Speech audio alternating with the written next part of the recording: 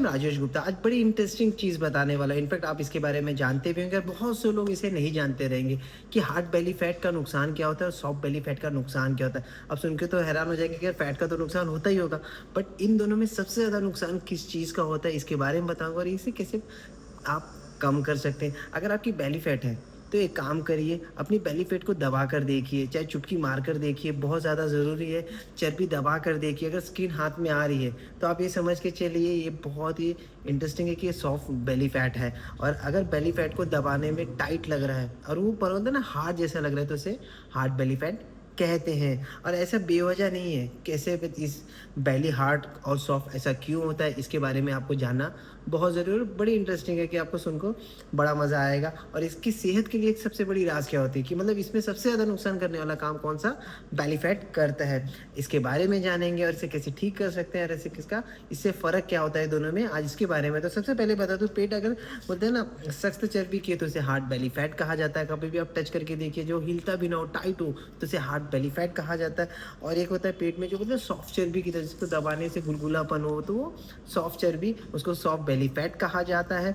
अब जब चर्बी स्किन के नीचे जमा हो जाती है ना तो उसे सबक्यूनियस फैट कहते हैं और वो होता है बोलते हैं ना सॉफ्ट बेली फैट कहा जाता है, जिसे आप छू सकते हैं, उसे नरम फील कर सकते हैं, उसे पिंच कर सकते हैं। लेकिन वही हार्ड बेली फैट यानी सख्त चर्बी आमतौर पर ना जो ऑर्गन होता है ना, जो ऑर्गन जो लीवर और पेंक्रियास और किडनी बोलते हैं ना उनके अराउंड होती है, थोड़ी सी उनके ऊपर होती है, जिसको कहीं कभी कभार कहा जाता है गुड फैट के आपस में ऑर्गन लड़खड़ाए नहीं। और क्या होता है उसे गुड फैट भी कहा जाता है। लेकिन जब इन ऑर्गन को बोलते हैं ना बचाती है, और सबसे बड़ी बात क्या मालूम है, ये जो होती है ना ये आपकी बॉडी की टेम्परेचर को मेंटेन करने का भी काम करती है। लेकिन जब ये फैट बढ़ने लगता है तो वो किस में कन्वर्ट हो जाता है, वो हो जाता है विसल फैट में कन्वर्ट हो जाता है। अब ये क्या करता है, इसे हार्ड बेली फैट में कन्वर्ट हो जाता है। तो हार्ड बेली फैट के नुकसान क्या होता है, ये बहुत बड़ी इंटरेस्टिंग बात है।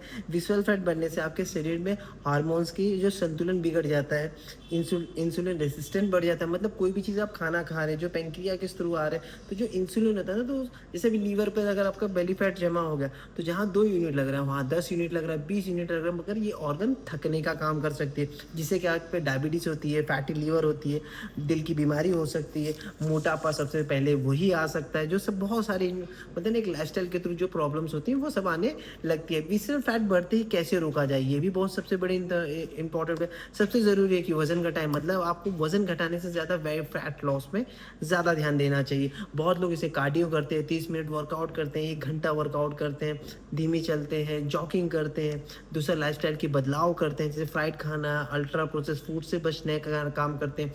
इसे बचना भी चाहिए, जिससे विसरल फैट कम होने लगता है, दिल की बीमारी कम हो जाती है, डायबिटीज़, ओबेसिटी, फैटी लीवर्स, इससे आराम मिल जाता है।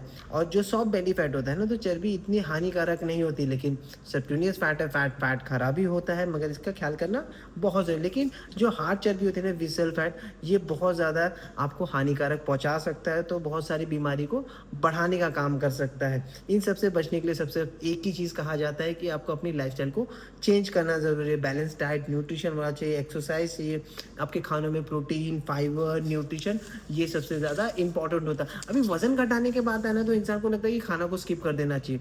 आप ये ख्याल करिए, अगर बॉडी में पेट्रोल चलता है, अगर उसे आप कम कर दें, और क्या वो माइलेज देगा? नहीं देगा। तो आपको हमेशा ख्याल करना है कि आपको कैलोरी पे ध्यान देना चाहिए। जो आप कैलोरी वाला खाना खा रहे हैं, जैसे सुबह का नाश्ता कर रहे हैं जो 500 कैलोरी, तो आपको अपनी न्यूट्रिशन वाला खाना 200 कैलोरी में मिलना चाहिए, जो आपकी बॉडी को एक इंटरेस्टिंग एक नेक्स्ट लेवल पे लेके जाने वाला है। आपको फिर उससे धीरे धीरे आपकी चर्बी कम कर सकती है। अभी खुद देखा जाए कि बेली फैट को कैसे कम किया जाए, सॉफ्ट या हार्ड को, तो ये बहुत ज़रूरी है। तो बॉडी में हेल्दी सपोर्ट के लिए ना 3 चीज़ों का सबसे ज़्यादा इंपॉर्टेंट होता है। जैसे कि मैं न्यूट्रिशन लेता हूँ, एक्टिव फाइबर, ये बहुत ज़रूरी होता है, जिसमें 5 ग्राम फाइबर होता है, जैसे सॉल्युबल फाइबर, इनसॉल्युबल फाइबर। और बड़े इंटरेस्टिंग क्या मालूम है, जब फाइबर आप लेते हैं ना हर्बल लाइफ का, इसमें कैसा होता है मालूम है, एक खून को साफ करता है और एक आपकी स्टूल को, आपकी स्टमक को, आपके इंटेस्टाइन को, आपकी गुड बैक्टीरिया को बढ़ाने का काम करता है। इसके साथ एक आता है एयरफ्रेश एनर्जी ड्रिंक आता है, जो ग्रीन टी एक्सट्रैक्ट होता है, एंटीऑक्सीडेंट होता है, जो आपकी बेली फैट को भी कम करने में करता है, कैलोरी इंटेक, एंटीऑक्सीडेंट होता है, फोकस बूस्ट करने का काम करता है, आपकी बॉडी में एनर्जी देने का काम करता है। एक फॉर्मूला शेक्स आता है जो मील रिप्लेसमेंट का काम करता है। अभी इसको क्या, शुरुआत में आपको 500 ml एयरफ्रेश लेना है, जो बेसिक डाइट है, जो आप इससे आप अपनी, अब बहुत लोगों ने बहुत कुछ किया होगा और वीकनेस आ जाती है, फिर वज़न बढ़ जाता है। बट ये क्या होता है, बैलेंस डाइट होता है, बैलेंस न्यूट्रिशन ना, नंबर 1 मील रिप्लेसमेंट, जो कि मैं खुद लेता हूँ और बहुत लोग यहाँ पर यूज़ करते हैं, 95 कंट्री में यूज़ किया जाता है। तो आप इसके बारे में जान लेते हैं कि जैसे कि अभी आपको 500 ml वाटर लेना है, सुबह-सुबह आपको बोलते हैं ना, इसका एयरफ्रेश में 2-3 स्कूप डाल सकते हैं, इसके साथ एलो कंसंट्रेट डाल सकते हैं, जो कि आपकी हेल्दी डाइजेशन के लिए अच्छा होता है, अब्जॉर्प्शन के लिए अच्छा होता है, हाइड्रेशन लेवल के लिए अच्छा होता है। इनफैक्ट आप जब-जब लें इसको, 1 या 2 ढक्कन आप एलो डालेंगे तो आपको सच में आपकी बॉडी में एक नेक्स्ट लेवल काम करेगा, आपकी स्किन ग्लो करने का काम करेगा।